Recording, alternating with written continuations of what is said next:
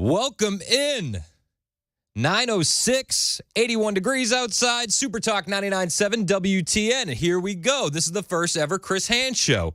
Welcome in. Thank you for joining me. I would like to introduce myself. I identify as a Christian, a husband, and a father of four in that order. Plus, I own 2 dogs, and me and my beautiful family live in Murfreesboro.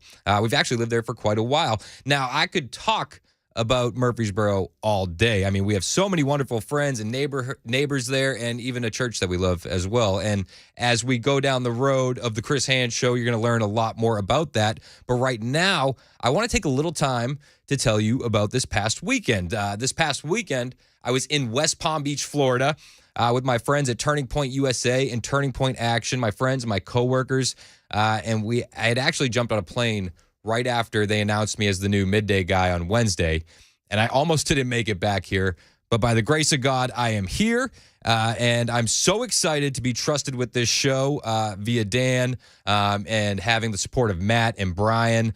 I'm ecstatic. But back to this weekend, I was in West Palm Beach, Turning Point USA for CLS and Student Action Summit, followed by Turning Point Action's ActCon, and it was amazing. I mean, we made so many good memories with so many friends, and there was a lot of laughs, and it was so cool from a political perspective. It felt like the conservative world converged on Palm Beach. I mean, the biggest leaders in the conservative movement were there. People that I was really excited to see and meet. Josh Hawley was there, Matt Gaetz, Ted Cruz, Megyn Kelly, Tim Ballard from Sound of Freedom was there, Jack Posobiec, Byron Donalds, of course, Charlie Kirk, and Tucker Carlson, who was fantastic, and my one of my favorites, President Donald J. Trump. And the whole time I was there, while all this was going on, literally all weekend, in my head was this moment right now. I was trying to wrap my head around this tremendous opportunity, what it meant to be the new guy on Super Talk 99.7, and what it would mean to have the opportunity to speak with you every single day, and how lucky I am to have the trust of this whole team and, you know, the trust to not screw everything up. And I thought a lot about who you need me to be, who you want me to be, and who I want to be as the host of this 9 to 12 show on Super Talk. And I was taken actually back to a story. It kept popping up in my head, this story from Johnny B. I remember when I first started here during my last run with the station, I don't remember exactly how this started, but I remember going in just pumped, totally jazzed, thinking I could learn so much from Johnny B. And I did too, because Johnny's just so kind and talented and smart. And we were talking, I must have asked Johnny B thousands of questions, thousands of them. And as we got to talking, I asked him something to the effect, because he was so close with Phil Valentine. I asked Johnny, how did Phil do it? How did he connect so deeply with the listeners in Nashville and become such a mainstay in this community? And Johnny said Phil was just himself, and he told the truth, and he valued the truth. And me being me, you know, that wasn't enough. So I kept poking Johnny for more information, more stories, until I got something that really stuck with me. Now, I don't remember what politician, and that's not really the point, but Johnny said Phil one time invited some politician on air because, of course, there was a scandal, as oftentimes happens with politicians, believe it or not. And he said this politician came on with Phil and lied to him, just totally lied to Phil about whatever the issue was. And Johnny said Phil was pissed. Just pissed. And not because the politician lied to Phil, but because the politician lied to you, our audience and our listeners. And that really stuck with me. It truly did. And as we go down this road, I hope you know that I want to hold you in that same regard. We go on this journey. I promise I'm only going to be myself. I'm not going to try and be anybody else. There's no way I can do that. And I just really want to promise you that I'm not going to lie to you, ever. And I'm not going to let anybody else lie to you, ever. And if I make a mistake or if I get a story wrong, I'm going to correct it as quickly as I can. And if information changes and my mind changes, I'm going to explain it as best I can how I got to that conclusion. And when we have elected officials on, I'm going to hold their feet to the fire. to the point where they may not want to join me on the show. I promise you that. And again, I always will tell you the truth. But back to this Turning Point event over the weekend in Palm Beach. So over and over again throughout the weekend, I'm sitting in Palm Beach, and that story about Phil is just rolling through my head. It just keeps going through my mind. And this segment right here, right now, is just at the forefront of my mind. I mean, I'm sitting there watching Tucker Carlson. I'm sitting there watching President Trump, but my mind is literally right here. And as I'm listening to these great speakers for this Turning Point event, I'm trying to like pick out little things that I can bring with me to, just little gems that I can just, really sink my teeth into.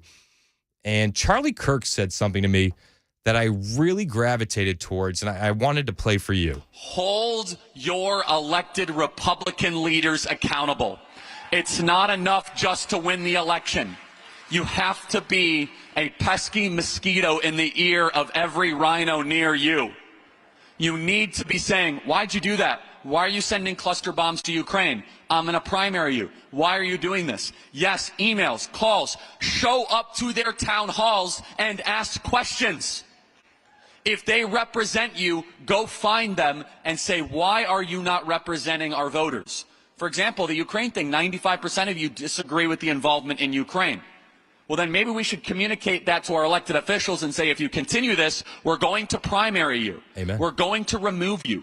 Warmongers have no place in the Republican Party while we're being invaded on the southern border. Hold your Republican leaders accountable. I love that. Warmongers no longer have a place in the Republican Party, and be the pesky mosquito in the rhino's ear.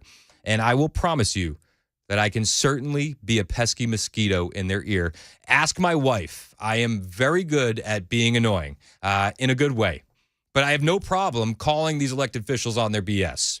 And I will amplify and echo the message you want them to hear in Nashville and in Middle Tennessee, whether it's local or city officials, state officials, our governor with the red flag laws, our senators. I will do that. And I'm happy to be here to make sure that your voice is heard. I want to have this conversation with you, and I want to have this debate with you, and I want you to be an integral part of this show. I can't do any of this by myself, but we can absolutely do something special together. So back to this weekend. My body is physically in West Palm Beach, but my head all weekend long is right here, right now. And I keep going back to this opening segment. And I tell my 4 kids all of the time, you get one chance to make a first impression. Now, some of you may have heard me before on this show, filling in, but for a lot of you, this is my first impression. So how do I want to present myself? How do I want to communicate to you that I'm not afraid to take the heat and have hard, difficult conversations and push the envelope? Well, late Saturday night in West Palm Beach, Tucker Carlson hits the stage at ActCon for his speech.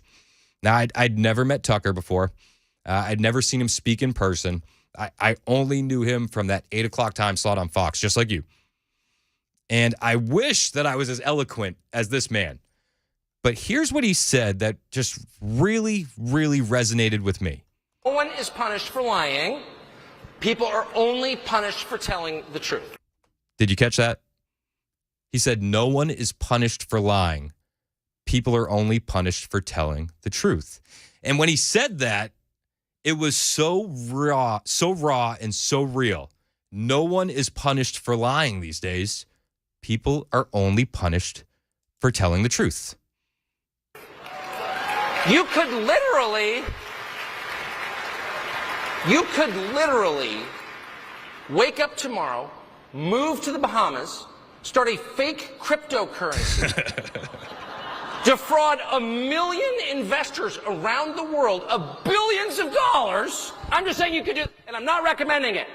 Note to the FEC, not recommending it. But you could do that, and you could get caught, and people might have like a balanced view of you. He's really smart, good guy, got a little over his skis, as we say. But, like, I'm not going to hate on him, right? We all make mistakes. Like, who here, raise your hand if you haven't defrauded 1 million investors with a fake cryptocurrency. Like 3 hands went up. Okay, there are some. There are some. You cast the first stone then. Those kinds of crimes, which is to say actual crimes, like burning down buildings, impoverishing people, starting totally counterproductive wars we can't win that kill a lot of our citizens, leaving the border open so 7 million people can walk across. Those are not small things. That's not all like forgetting to fold your napkin correctly at Thanksgiving. Those are like actually kind of world historic crimes. Never punished. What are the crimes that are punished? Thought crimes. Thinking the wrong thing, having the wrong beliefs, saying unapproved words. And when he said that, I swear to you, it just hit my soul. And I thought, I'm exactly where I need to be. Because I assure you, and you can ask anyone that knows me, I do not fear thought crimes. I think for myself. I hold opinions that are counter to the narrative. And quite often, actually, I'm not afraid to tell you exactly what I think. And I promise you, I honestly, truly promise you that if I say something on this radio show, I believe it. And sure, there's going to be times where new information is going to come into the picture and it's going to evolve my opinion or change my mind. And I promise I will share with you how I got there, how I reached that new conclusion as it changes. But I will never, ever go along to get along.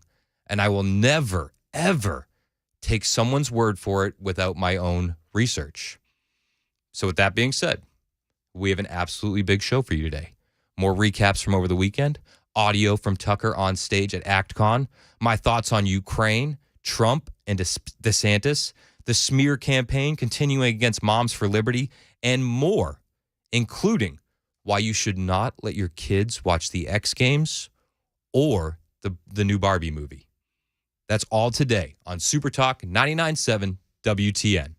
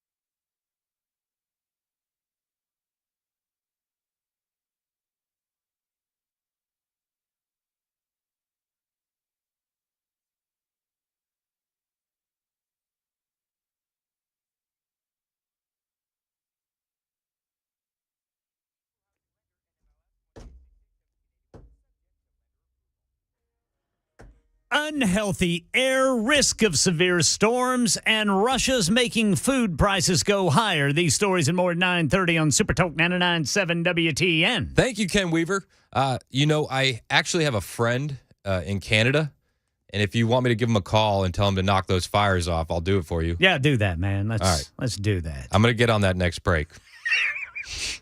I think it might work. I don't know what goes on up there. All those Canadians throwing their cigarette butts out the window. Old America's hat, always up to no good. It's 9:24 on Super Talk 99.7 WTN, 81 degrees. This is the Chris Hand Show. Thank you for joining me. I'm so excited to have you here. And as you know, Tucker Carlson has been making the rounds, and I'm sure that you've seen the viral videos because we have an educated audience. You guys are, you got your nose to the pavement. You got your ear to the streets. But I don't know if you've seen or heard this because I didn't see this one trending. And I think that it's the most important. It's his sit down with DeSantis. And I think this is the most important because out of all the Republican hopefuls, besides Trump, I think we can all agree that DeSantis is the only one with a fighting chance. Maybe, possibly. I mean, at least it appears that way. Tucker actually made a comment during his speech in West Palm about how politicians are masters of the small talk and conversation. It's a skill. And I think during that speech, he was alluding to this conversation. But, that's not for me to decide. He was just kind of being aloof with it. That's just how I interpreted it. But here's Tucker with DeSantis on Ukraine. So in the spring, you described the war in Ukraine as a, quote, territorial dispute. You issued a statement saying it was a territorial dispute that was not central to America's national interest. There was an outcry over this.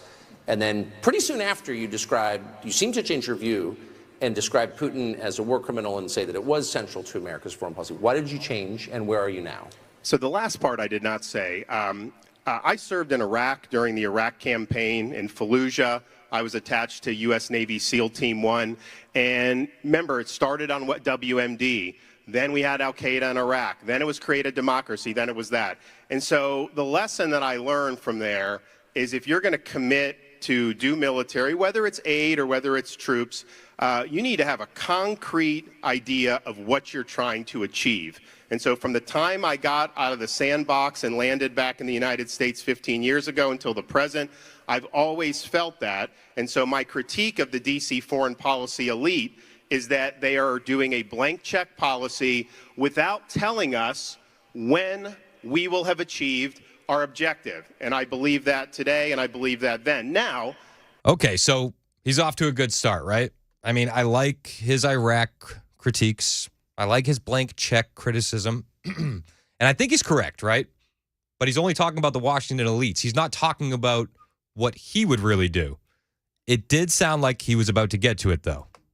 Because you dissent from the D.C. foreign policy elite, they then try to smear you and say, oh, you must be for Putin. I've always thought Putin's a bad guy. I still think he's a bad guy. But that's a separate question for a leader who's got to look at the world in very clear-eyed glasses. You know that it's not all peaches and cream out there. It's not. And you have to make a judgment about what's in America's national interest. Okay. And so that's the position that I believe. And I also believe that I wish the D.C. elites cared as much about our border as they do about the Ukraine-Russia border. Because there's people pouring into this country. We have people dying from fentanyl overdose. The cartels are running the show. And what I've said is this is something on day one. Declare a national emergency, mobilize all resources, including the military, stop the invasion, yes, build the wall, but most importantly, authorize the Border Patrol, authorize our military to deal with the cartels. If they're breaking into our country, bringing product, if I'm in charge, that's going to be the last thing they do because they're going to end up stone cold dead. Ooh, stone cold dead. Wait a second. The Ukrainians, the Russians, or the cartels? Who's going to end up stone cold dead? Did you catch that? What a pivot. What a masterful pivot, Mr. DeSantis. One more time, in case you didn't catch the pivot. I know you did, but just let's all listen to it one more time together. I wish the D.C. elites cared as much about our border as they do about the Ukraine-Russia border. Because there's people pouring into this country. We have people dying from fentanyl overdose. Okay. Tucker, to his credit, acknowledges the pivot, and he doesn't let Ron get away with it. He actually brings it right back to the original question, which I applaud him for, because you have to hold these politicians accountable. If we just go back. You had a great critique. So what is the goal, do you think, in Ukraine? When do we know we've achieved it? They will not define it. And what do you think it should be? I love it. Again, Ron doesn't answer the question of what he will do. And he springs into a masterful pivot. But Tucker, again, brings it right back, says, Ron, I'm not talking about the elite. I'm asking what you will do. And I want your opinion on the situation. They will not define it. And what do you think it should be? I think the goal should be to have a sustainable peace in Europe. Okay, we don't want there to be war breaking out. There have been a lot of people that have been killed, displaced. It's a horrible thing. But you have to provide an articulation of where you're going to go to get there. And my fear is right now is they're basically doing an open-ended conflict. This is going to be a multi-year quagmire. There's going to be a lot of people that are going to die. And we're going to hear more from Ron DeSantis right after Ken Weaver's news on Super Talk.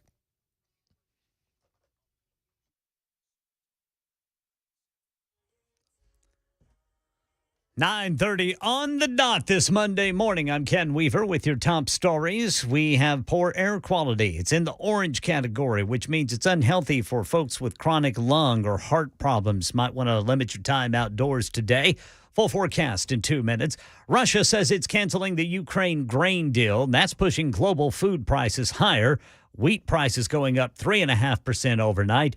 James Longman says the Kremlin's announcement comes after a key bridge supplying Russian troops was blown up. Russia says Ukraine used underwater drones in this attack. And in a fiery statement, Moscow's foreign ministry spokesperson blamed American and British intelligence for direct participation. Kyiv has yet to comment, but this bridge has been attacked before. In October last year, a truck loaded with explosives blew up, damaging both rail and road connections. And right now in Nashville, Metro Police Chief John Drake says the department does not have enough police officers on the force to put a school resource officer in every elementary school for the upcoming year. But he says there will be at least 2 in every high school and at least 1 in every middle school. That's the latest news. Weather's next. I'm Ken Weaver, WTN News.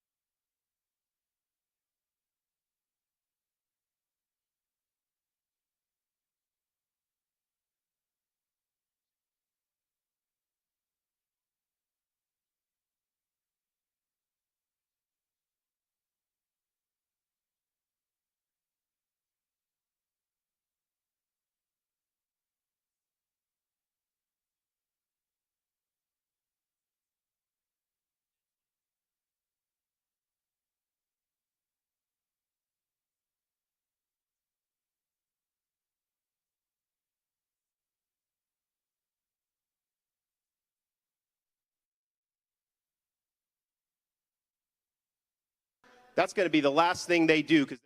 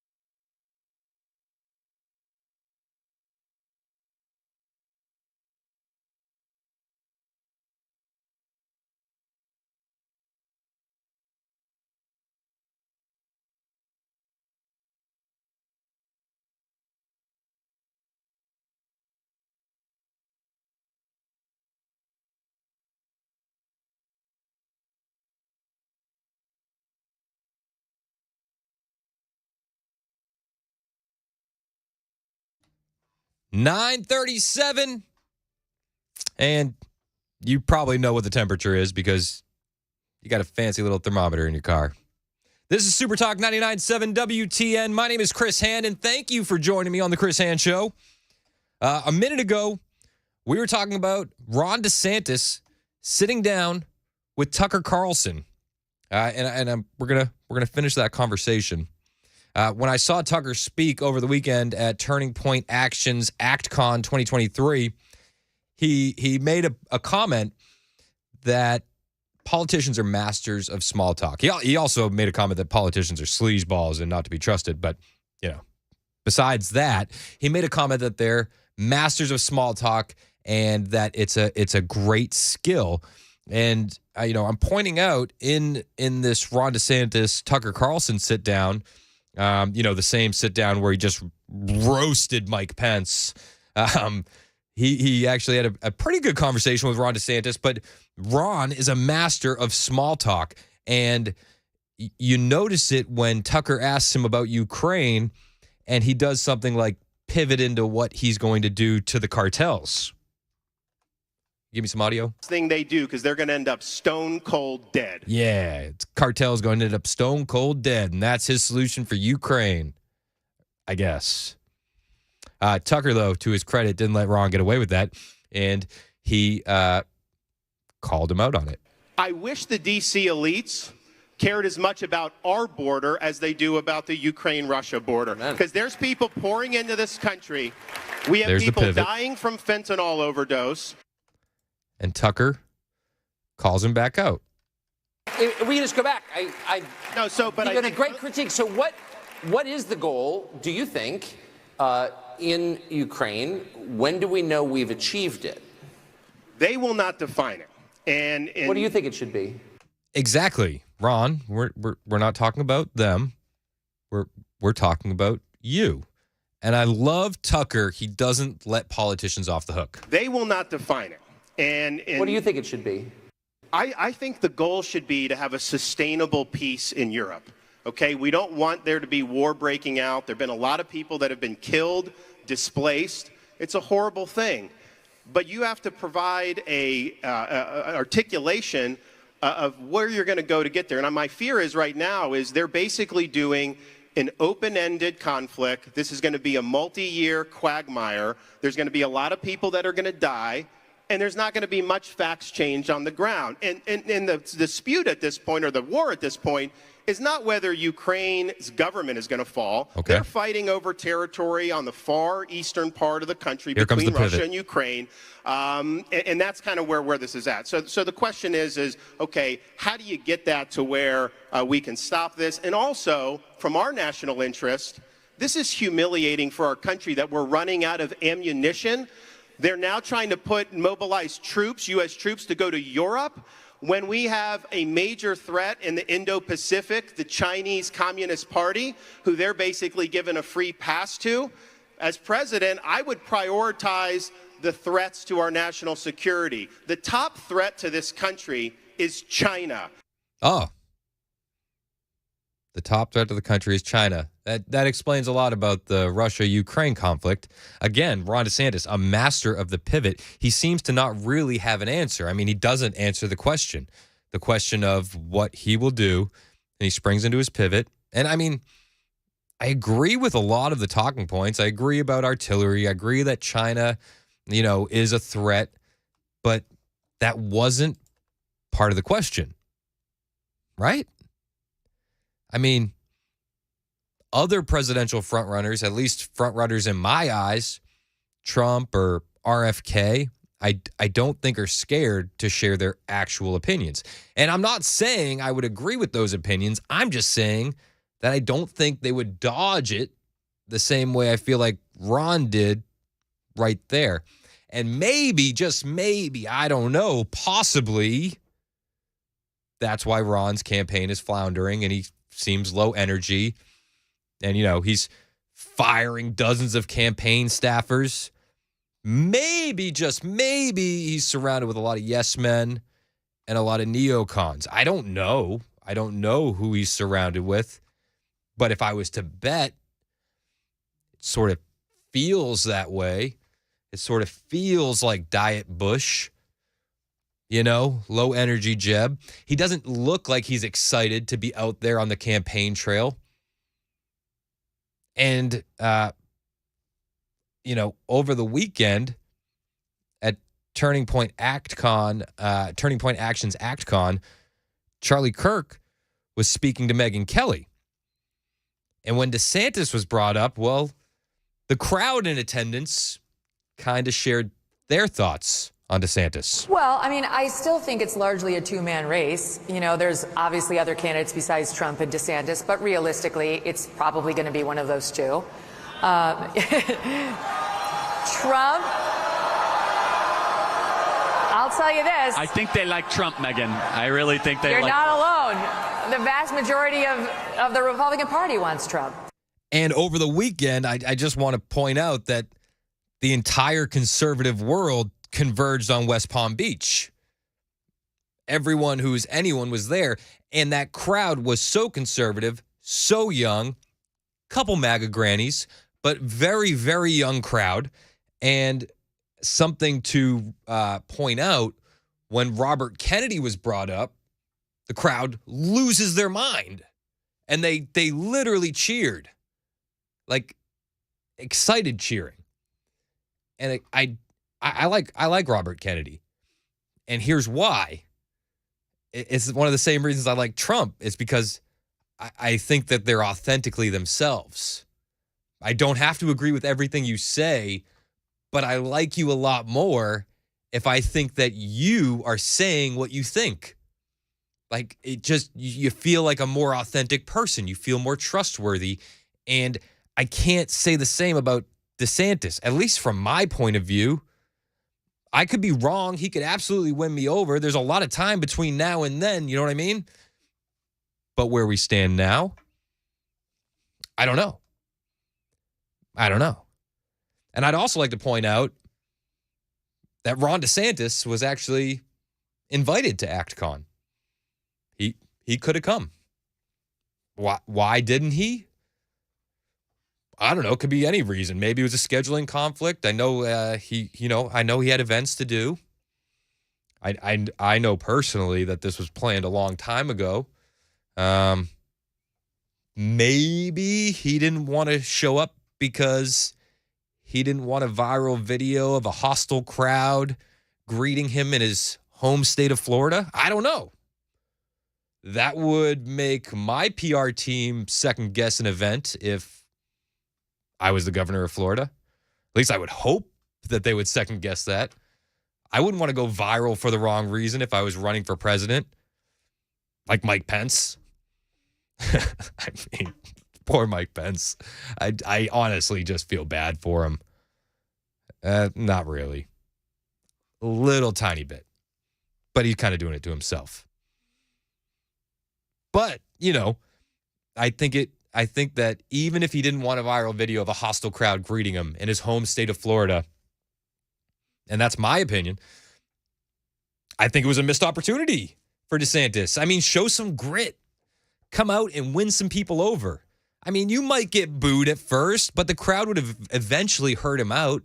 They would have quieted down during a speech, and then you have an opportunity to speak to a young audience and a few MAGA grannies. Right? Wouldn't you want that? Like, if you're running for president, don't you want to speak to people that don't like you? I would. How are you going to convert people into voters if you don't go speak to them where they're at?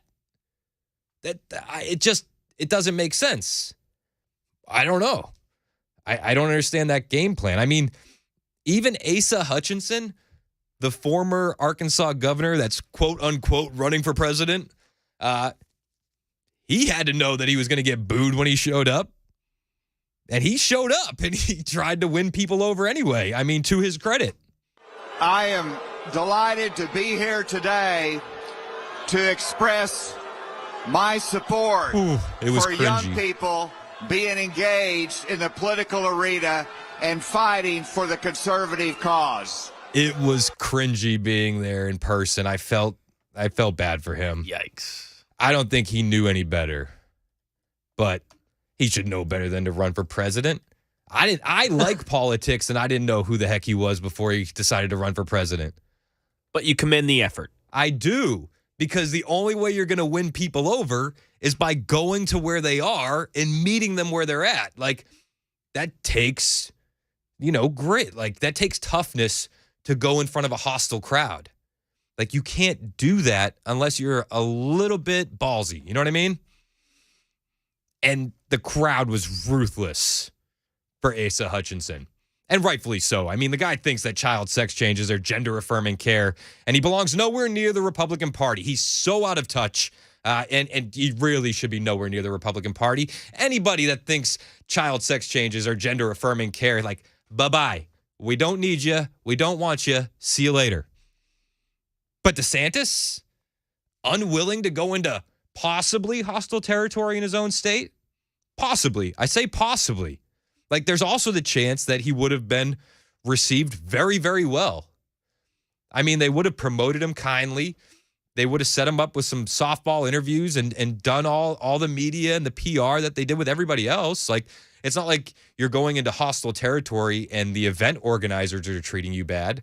Like, we're talking about the audience. And that's who you want to win over, right?